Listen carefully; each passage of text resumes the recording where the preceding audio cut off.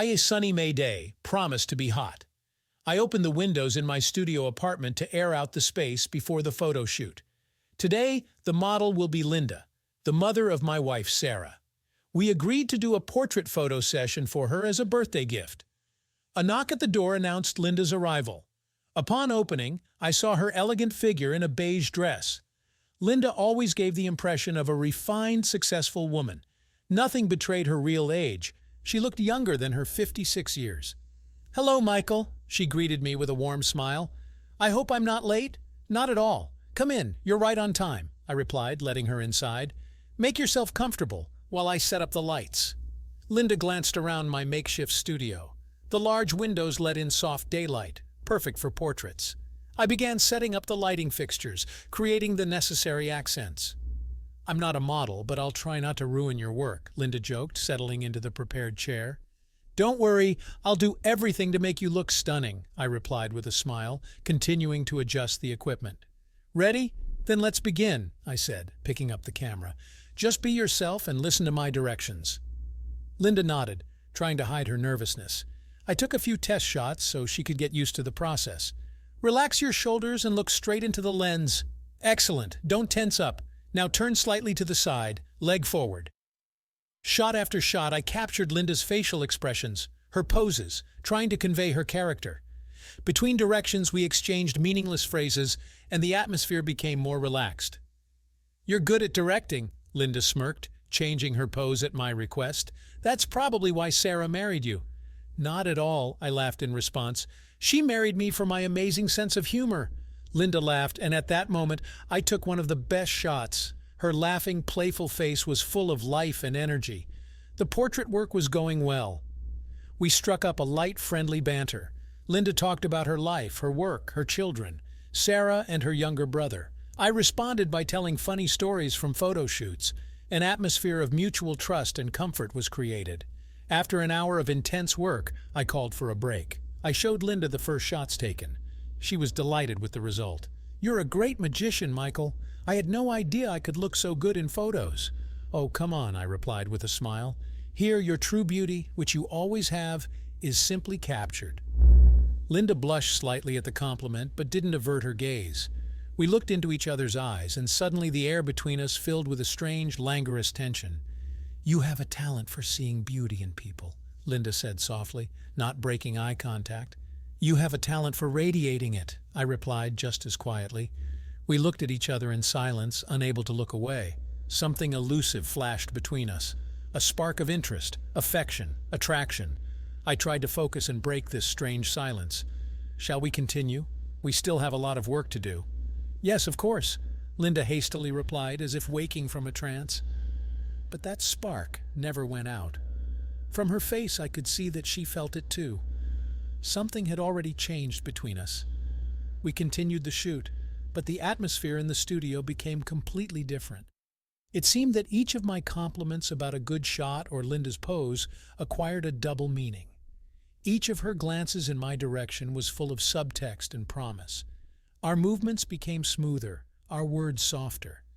It felt as if we were slowly circling in some mesmerizing dance, not daring to take the decisive step. "Maybe we should take a little break," Linda suggested when I once again enthusiastically adjusted the light. "Of course, take a rest," I nodded, trying to hide my embarrassment. She sat down in an armchair, and I sat next to her to show her the latest shots on the camera screen. Our shoulders touched, and warmth spread through my body. The scent of her perfume was intoxicating. Flipping through the photos, we constantly whispered and laughed quietly at some little things. An atmosphere of ease and intimacy was created between us. At one point, I caught her gaze. She looked at me with a hidden challenge. "Do you really see something special in me?" Linda asked, biting her lip slightly. "Of course," I replied without hesitation. "You are an incredibly attractive woman." Before I could realize what I had done, Linda pulled me in for a kiss. Her lips were soft and alluring. For the first few seconds, I froze in surprise. But then I succumbed to this crazy passion that had gripped us both. Everything happened as if in a fog. Caresses, touches, moans. We shed our clothes without breaking the kisses. I inhaled the scent of her skin, absorbed her slender body. Linda responded with no less fervor, as if all of this was just the long-awaited culmination of our vague desires. When our passion was sated, we lay side by side for a while, coming to our senses. I felt a slight shame, a lack of understanding of what had just happened. But Linda looked at me with tenderness and warmth in her eyes, not regretting what she had done at all. Several weeks passed after that fateful photo shoot. Linda tried not to catch my eye, and I avoided her company myself, either because of guilt towards my wife Sarah, or for fear of a new outburst of reckless passion. But one day we still came face to face at the birthday party of our mutual acquaintance. Linda was there with her husband. I came with Sarah. When our eyes met, it was as if I was struck by an electric shock. From Linda's eyes, I realized that she was experiencing the same sensations. All evening, we circled around each other, occasionally exchanging meaningless phrases. But under this semblance of indifference seethed a true storm of emotions, ready to break out at any moment. We would find an opportunity to glance at each other out of the corner of our eye, to touch fleetingly when we had the chance. These stolen moments were filled with the electric tension of unrealized desire. Finding ourselves alone for a short time, Linda herself started the conversation. "Michael, we need to talk about what happened." "Better not," I cut her off, fearing that if I started talking, I wouldn't be able to stop. "What happened was a mistake that shouldn't be turned into a tragedy." "But you didn't resist then yourself," Linda said defiantly, flushing. "I know," I sighed. "Let's just forget it, for the sake of our families." Linda nodded reluctantly, but her eyes sparkled with dangerous fire. I was terrified at the prospect that she would insist on continuing this crazy affair. I was afraid of losing everything I had. Since then, when we were forced to meet at family gatherings, we tried to avoid any hints of what had happened. But unspoken emotions, restrained desires still hung in the air like ghosts. Our relationship turned into an unbearable torture of constant control. Despite Linda's and my mutual attempts to bury that fateful incident, the tension between us only grew. Family gatherings became torture. We circled around each other like two planets pulled by an unquenchable gravity.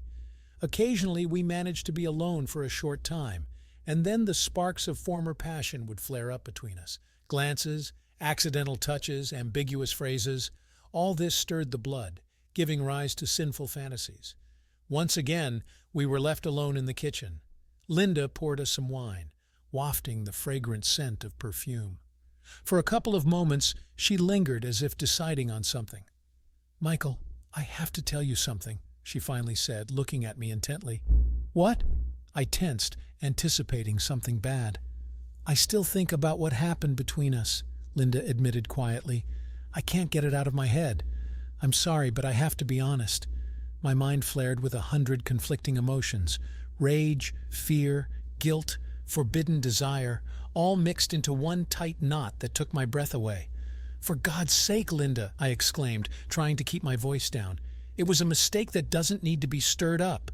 "Was it a mistake?" She stepped almost right up to me. Her scent was intoxicating. "What if it's something more?" With horror, I realized that I was ready to give in to her at any second. Just one kiss, and we would again find ourselves in the whirlpool of sinful passion. We would hardly be able to restrain ourselves this time. Suddenly we heard voices from the next room. Our spouses and other guests were arguing animatedly about something. The merry exclamations were getting closer. In horror at being caught off guard, I recoiled from Linda. She understood everything from my face and nodded with pain in her eyes. We were both not ready for the consequences. Since then, the attraction between us had become unbearable. Every moment, every glance was a test in which we could stumble at any time. When would this crazy dance reach its peak? Which one of us would take the decisive step towards the final fall? It seemed that the line with the irreparable had become terrifyingly thin. Week after week, my secret game with Linda continued. We circled ever closer around the forbidden, recklessly flirting with the danger of ruining our lives. At a family party for my birthday, Linda handed me a gift in front of everyone, a book of erotic poems translated from French. I accepted it puzzled, not understanding the hint. But when I opened it and saw the notes in the margins made by her hand, I felt uneasy. "The poems are worthy of your inspiration and sensuality," read one note. "Remind me to recite them to you sometime," hinted another. While everyone clapped and congratulated us, my cheeks burned with the realization of how obscenely I was being seduced. I looked up and met Linda's alluring, playful gaze. There was no hint of embarrassment in her demeanor. After that party, I was terrified of further provocations from her, and sure enough, soon she sent me a video showing her cooking in nothing but an apron. What was this crazy woman thinking? I was terrified at the prospect of completely losing my head and crossing the line. Our secret meetings, hints, and provocations were quickly turning from passionate flirting into something more serious. Linda seemed to have forgotten about the consequences, giving in to desire, and I was torn between the temptation to let go and restrain myself. I loved my wife, but this woman acted on me like a powerful drug. After my birthday, the situation reached its peak. After a stuffy family dinner, Linda whispered to me to stay at our apartment. I stayed, wondering what she was up to, and dreading it. In the hallway, Linda came out to me in a short silk robe. "Happy birthday, darling," she said hoarsely, approaching and tickling my neck with her breath. I was stunned, not knowing what to say to her. We were completely alone in the house. How could I resist this temptation now? Uttering only these words, Linda plunged into my lips with a frenzied kiss. And this is where my story breaks off. I suppose the further events can only be guessed at. Perhaps I did succumb to passion, regardless of the risks, or perhaps I mustered the willpower and broke off this crazy adventure. There could be grave consequences, or it could all be hushed up. Who knows how fate will turn out? In any case, everyone decides for themselves where the boundaries of what is permissible lie. And this story is just a reminder of how fragile these boundaries can be. Did you like this story? Let us know in the comments what you liked. Subscribe to our storytelling podcast. Also, don't forget to like and ring the bell so you don't miss more interesting stories. See you soon.